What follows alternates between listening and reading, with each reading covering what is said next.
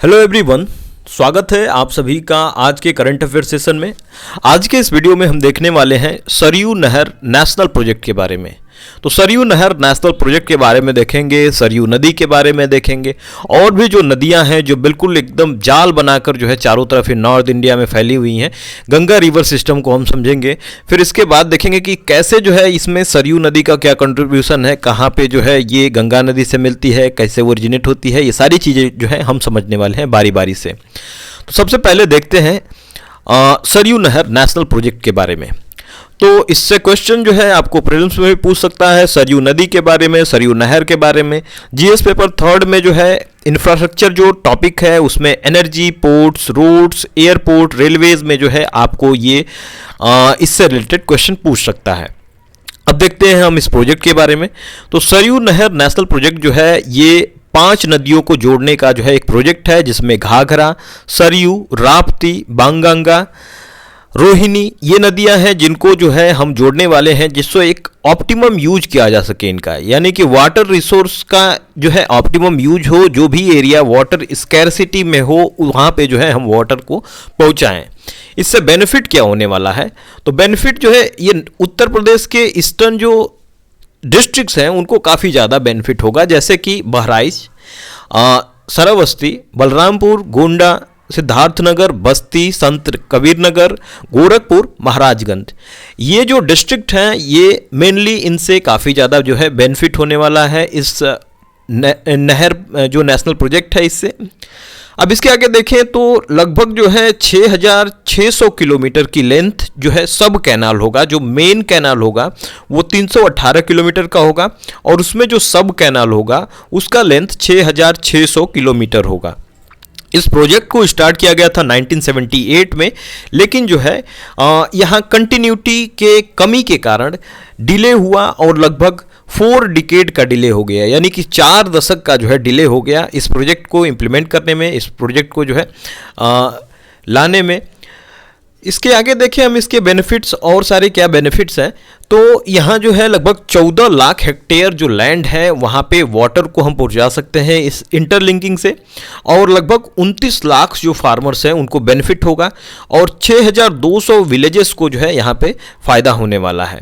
तो जहाँ पे भी जो है ये डिले होता था मानसून का, या फिर जो है पानी नहीं पहुँच पाता था, वाटर की स्कैरसिटी वाला जो रीजन था वहाँ जो है ये पानी आसानी से पहुँचेगा और वहाँ आसानी से जो है इरिगेशन पोटेंशियल बढ़ेगा। तो जो है इरिगेशन पोटेंशियल यदि बढ़ता है तो क्रॉप्स जो होंगे वो बड़ी मात्रा में ग्रो किए जाएंगे और यहाँ एग्री पोटेंशियल इस रीजन में बढ़ेगा। तो हम जानते हैं कि हम जो है फार्मर्स के इनकम को डबल करने की बात करते हैं, तो कहीं ना कहीं ये भी जो है जिम्मेदार होगा, ये भी जो है कंट्रीब्यूट करेगा हमें फार्मर की इनकम को डबल करने में, क्योंकि जो वाटर स्केयर रीजन है वहाँ पे यदि हम पानी पहुँचाते हैं तो वहाँ जो है पानी मिलेगा तो आसानी से जो है लार्ज स्केल में क्रॉप्स को ग्रो कर सकते हैं और मैक्सिमम एग्रीकल्चर जो पोटेंशियल है उसको हम बढ़ा सकते हैं।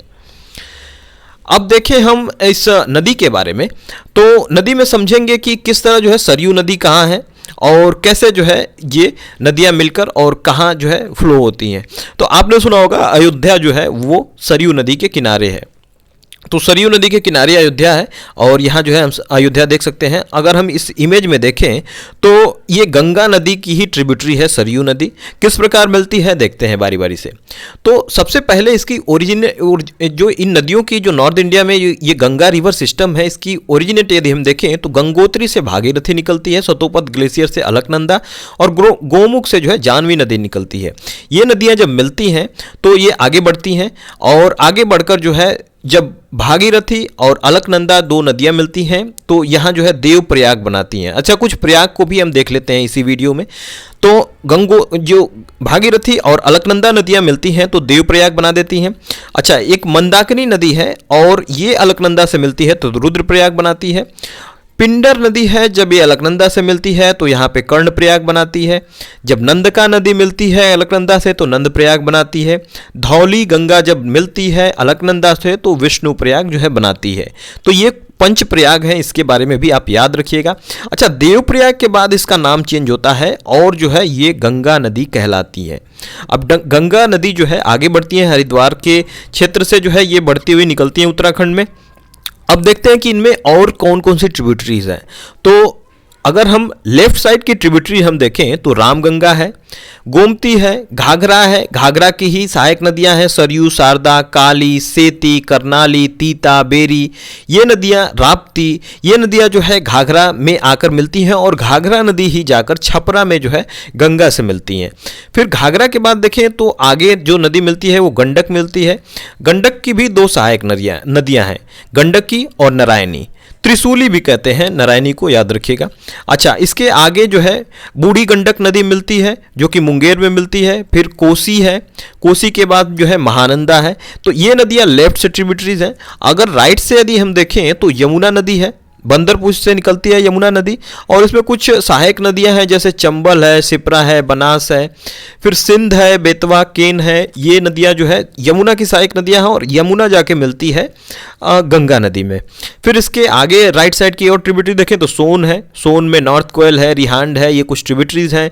और जो है पुनपुन नदी भी जो है राइट साइड से मिलती है गंगा में। और हुगली नदी जो है ये इसकी डिस्ट्रीब्यूटरी है, याद रखिएगा। गंगा नदी की डिस्ट्रीब्यूटरी है। ट्रिब्यूटरी और डिस्ट्रीब्यूटरी में अंतर होता है। ट्रिब्यूटरी का मतलब वो ट्रिब्यूट करती हैं पानी अपना इस बड़ी नदी में, और डिस्ट्रीब्यूटरी का मतलब कि इससे जो है निकलती है ये नदी। तो हुगली नदी जो है गंगा नदी से डिस्ट्रीब्यूट होती है, अलग से निकलती है। और ये नदियाँ जो है, ये गंगा नदी जो है सबके पानी को लेकर जो है ये पद्मा नाम से फिर आगे जाके मेघना नाम से गंगा नदी में जो है गिरती हैं। इधर से जो है हम देखें तो ये ब्रह्मपुत्र नदी का रिवर सिस्टम भी है, लेकिन इसको यहाँ छोड़ते हैं, अभी जो है इसको डिस्कशन नहीं करेंगे। गंगा नदी को हमने समझ लिया किस तरह जो है ये सरयू नदी जो है घाघरा नदी में मिलती है, और यहीं पे जो है जो ये घाघरा नदी और सरयू नदी का जो इलाका है इधर ही जो है अयोध्या है। अयोध्या जो है सरयू नदी के ही किनारे है, और यहीं पे ये नदियां भी मिलती हैं जैसे राप्ती, बेरी, तीता, करनाली और सेती। तो इनके बारे में भी याद रखिएगा, क्योंकि नदियों के बारे में, ट्रिब्यूटरीज के बारे में जो है अक्सर पूछा जा रहा है एग्जाम में, तो बिल्कुल ये ध्यान होना चाहिए।